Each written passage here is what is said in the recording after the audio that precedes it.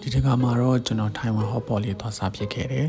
ဒီဆိုင်လေးကကြတော့ကျွန်တော်တို့ဝါလင်မျိုးမှာရှိတယ်ထိုင်ဝမ် hot pot လေးသူကကြတော့ကျွန်တော်တို့ hot pot ကတော့တစ်ဆက်စားစီရတယ်ပေါ့နော်တယောက်စားပေါ့ဒါပေမဲ့သူနဲ့တွဲပြီးစားတဲ့ခောက်ဆွဲလို့ထမင်းတို့နောက်ရေခဲမုတ်လို့ဒီကတော့ကျွန်တော်တို့ buffet ရတယ်ပေါ့နော်โอเคကျွန်တော်လိုက်ကြည့်ရအောင်ဒါကတော့ဆိုင်အတွင်းပိုင်းလေးပါဆိုင်ရလူများပါတယ်ဒီကောင်ကကြတော့ကျွန်တော်တို့ဒါ menu တွေပါဗောနော်သူဆိုင်ရဲ့ဒီ menu တွေအဲ့ထဲမှာကျွန်တော်တို့တရုတ်ရတာဗောနော်စီချန်ရတာတို့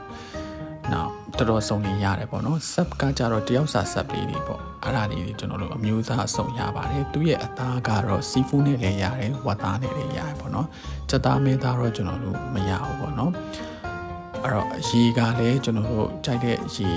ပြောပြီးတော့သူတို့အချိုကြိုက်နေအချိုအဆက်ကြိုက်နေကြိုက်ပေါ့နော်ဒါကျွန်တော်တို့ပြောလို့ရပါတယ်โอเคအဲ့တော့ကျွန်တော်တို့ဒီ buffet ဘာတွေပေးထားလဲဆိုတာသွားကြည့်အောင်ပေါ့နော်ဒါလေးကကြတော့ကျွန်တော်တို့ hot pot နဲ့ထမင်းနဲ့စားချင်တဲ့သူတွေကအဲ့ဒီထဲမှာကျွန်တော်တို့ထမင်းကိုစိတ်ချယူလို့ရတယ်ထမင်းကိုအဲ့ဒီအရည်လေးဆန်းပြီးတော့ဟင်းရည်လေးပေါ့နော်ဆန်းပြီးတော့ကျွန်တော်တို့စားတာအရန်ကောင်းပါတယ်ဒါကတော့ soft set တဲ့နေရာပါဒါ free flow ဒါအချိုရည် free flow ကျွန်တော်တို့ပေးတယ်ဒါ coffee set လေးပေါ့နော် coffee လဲကျွန်တော်တို့ free flow တောက်လို့ရပါတယ်ဂျာဒီရွှေနွေးချမ်းနောက်lemon tea ဒါကြီးလဲကျွန်တော်တို့ပေးတယ်အဲ့တော့ကျွန်တော်တို့ဟိုဘက်မှာရေခဲမုတ်ပေါ့နော်ဒါဆက်ကနေရတဲ့ရေခဲမုတ်လဲစားလို့ရတယ်လို့ကျွန်တော်တို့ဒီလိုမျိုးပေါ့ဒီလိုရေခဲမုတ်တွေလဲကျွန်တော်ရတယ်ဒါပေမဲ့ထူးခြားတဲ့တကူကထိုင်ဝမ်ရဲ့ရေခဲမုတ်တွေကအချိုပေါ့တယ်ပေါ့နော်အဲ့တော့ဒါတွေအကုန်လုံးကကျွန်တော်တို့အကုန်လုံး free flow ပေါ့နော်အကုန်ပေးထားပါတယ်ဆိုတော့ကျွန်တော်တို့ဒါဆက်ပေါ့နော်အချင်းကျွန်တော်ဆက်နေရပါတော့အချင်းကျွန်တော်တို့ကြိုက်တယ်လို့ဆက်ပါဒါတော့မြန်မာပြည်နဲ့အတူတူပါပဲပေါ့နော်ဒါကိုကြိုက်လို့ဆက်ပေါ့ကျွန်တော်ကတော့ငရုတ်သီးမစားတာကြတော့ငရုတ်သီးအများကြီးထည့်ခဲ့တယ်ဒီခောက်ဆွဲလေးကကြတော့ကိုစိတ်ကြိုက်ယူလို့ရတယ်ဗျကြိုက်တဲ့လောက်ယူအထုတ်ပေါ့နော်စားနိုင်တဲ့လောက်ယူလို့ရတယ်ဒါကသူ့ရဲ့ဆက်မှာပါတာပေါ့နော်ကျွန်တော်မှားလိုက်တာကရိုးရိုးဆက်ကိုမှားလိုက်တာပါအဲ့တော့ဝတ်သားပါမယ်ပြီးွားရင်ကျွန်တော်တို့အသားလုံးတွေပါမယ်ဒါအပေါ်ကပဲလိပ်ပေါ့နော်ပဲလိပ်ပါမယ်အမှုတွေပါမယ်နောက်ခေါက်အတွင်းထဲမှာပေါ့နော်ကျွန်တော်ဒီရွက်တီပေါ့နော်အဲ့ဒါကြီးပါတယ်ပေါ့နော်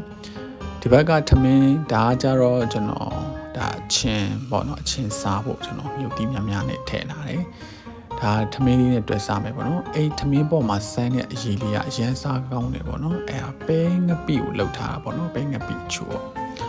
โอเคဒါကတော့ကျွန်တော်စပြီးတော့ရနေပါပြီပေါ့နော်ခုနကကျွန်တော်ခောက်ဆွဲထုတ်ယူလာတယ်ခောက်ဆွဲကိုလည်းကျွန်တော်ပေါ်ကနေပြီးတော့ထည့်လိုက်တယ်